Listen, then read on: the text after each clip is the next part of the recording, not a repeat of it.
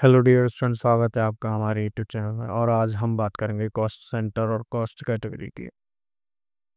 तो cost centre और cost category समझने के लिए सबसे पहले हमारे पास क्वेश्चन होना बहुत ज़रूरी है, जो कि मैंने एक क्वेश्चन बनाया है, उसे हम अभी डिस्प्ले पे देख रहे हैं।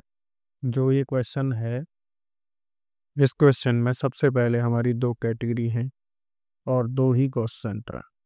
कॉस्ट कैटेगरी और सेंटर का काम हम इसलिए करते हैं कि अगर हमें पेमेंट करना है या माल खरीदना है, किस पर्पज से खरीदना है, तो इसको करने के लिए सबसे पहले क्या करेंगे, कॉस्ट सेंटर को क्रिएट करेंगे। अकाउंट इन्फो में जाके चेक करते हैं ये कॉस्ट सेंटर आ रहा है या नहीं आ रहा।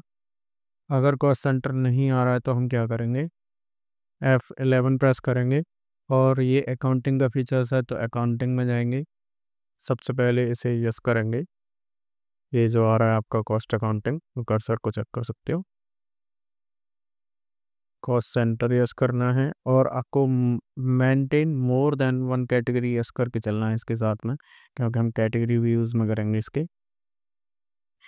और इसी तरीके से हम इसे पास कर देंगे। बैक जाते हैं तो दोनों चल बन के आ गए होंगे आपकी कॉस्ट कैटेगरी और कॉस्ट सेंटर। सबसे पहले मैं क्या कर रहा हूँ, इसमें कॉस्ट कैटेगरी बना के रख रहा हूँ। चलो मैं एक कैटेगरी बना लेता हूँ, जैसे कि मेरे पास WORKER वर्कर, और एक कैटेगरी और ले ले रहा हूँ मैं ACCOUNTANT अकाउंटेंट। मतलब मैं सैलरी दे रहा हूँ। मान लो सैलरी मैंने कई सारे बंदों को दी है, तो उसमें कैटेगरी क्या क्या है, कुछ उसमें अकाउंट्स में है और कुछ उसमें लेबर में भी है, मतलब वर्कर भी है। तो मैं कॉस्ट सेंटर क्रिएट कर दूँ इसमें। पहले कैटेगरी सेलेक्ट कर लूँगा, एक बार बैक स्पेस करके स्पेस। सबसे पहले मैं अकाउंट में जाता हूँ, तो अकाउंट में है अकाउंटेंट में सबसे पहला मेरा एक हैरी, दूसरे नंबर पे आता है मोहित और खुशी। ये जो तीन हैं इन्हें मैं अकाउंट जो सैलरी दे रहा हूँ वो अकाउंट में दे रहा हूँ। दूसरे और हैं मेरे पास जो हैं, वो भी ऐसे ही सेलेक्ट करने पड़ेंगे, क्रिएट और कैटेगरी पैक स्पेस स्पेस। और अब हम सेलेक्ट कर रहे हैं वर्कर।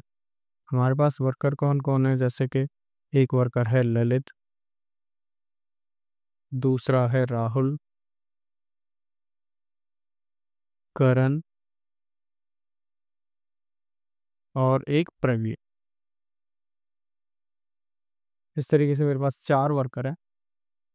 ये मेरे कॉस्ट सेंटर कॉस्ट कैटेगरी बन के तैयार हो गई है।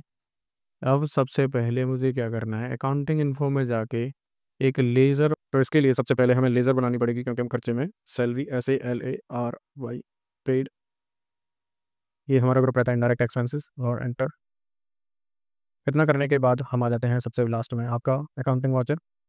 अकाउंटिंग वाचर में पेमेंट वाचर में आते हैं, और पेमेंट कैसे करें, कैसे करें, तो कैसे, अगर बैंक से कर रहे हो तो हमारे यहाँ पर बैंक चूज़ कर लेते हैं, बैंक के लेज़र बना के। तो फिलहाल हम क्या कर रहे हैं, बैंक से कैसे कर रहे हैं, स्पेस सैलरी पेड। कितने की पेमेंट कर रहे हैं, पहले वर्कर को पेमेंट करेंगे 40,000 का, क्योंकि क्वेश्चन में दे रखा है कि salary paid RS 40,000 to worker, मतलब 40,000 वर्करों को हमने सैलरी दी है। कॉस्ट सेंटर आ गए, सबसे पहले हम वर्कर का यूज़ काम कर रहे हैं तो वर्कर ले लिया मैंने इसमें, और स्पेस करने के बाद कॉस्ट सेंटर आ गए, जैसे कि कितनी कितनी दी है, 10,000 सबको मैंने सैलरी पे की है। करण दूस कर लिया, ऐसे ही ललित 10,000, प्रवीण 10,000 और राहुल को भी 10,000 दे दिए। ठीक है, एंटर। अब यहाँ से फिर से दोबारा से सैलरी पेड कलेक्ट करता हूँ मैं। अब कितनी दी है मैंने, अकाउंटेंट को दिया 1,00,000 रुपये, तो यहाँ पे 1,00,000 रुपये फिर से मैंने सेलेक्ट कर लिया। कॉस्ट सेंटर यहाँ से अकाउंटेंट सेलेक्ट कर लूँगा मैं कैटेगरी में, और सेंटर में मैंने हैरी, हैरी को कितने दे रखे हैं 35,000 रुपये, और खुशी को कितने दिए हैं मैंने 30,000 रुपये, मोहित को मैंने 35,000 रुपये दिए। ये करके ऐसे करके कॉस्ट कैटेगरी और सेंटर का यूज़ किया जाता है। अब इसकी डिटेल्स हमें चेक करनी है तो कैसे चेक करेंगे, सबसे पहले हम जाएंगे आपका डिस्प्ले में, स्टेटमेंट ऑफ अकाउंट्स में जाएंगे, फिर कॉस्ट सेंटर का यूज़ करेंगे। कॉस्ट कैटेगरी समरी वाइज देख लेंगे, ये अकाउंटेंट है, ये वर्कर हैं आपके, इससे ऐसे करके चेक कर सकते हैं। कॉस्ट सेंटर ब्रेकअप वाइज देखने हैं, एक एक करके आपको हैरी की सैलरी देखनी है, यहाँ से कंटेंट वर्कर ये कौन कौन है यहाँ पे चेक कर सकते हो आप, इतनी सैलरी दे रखी है हमने।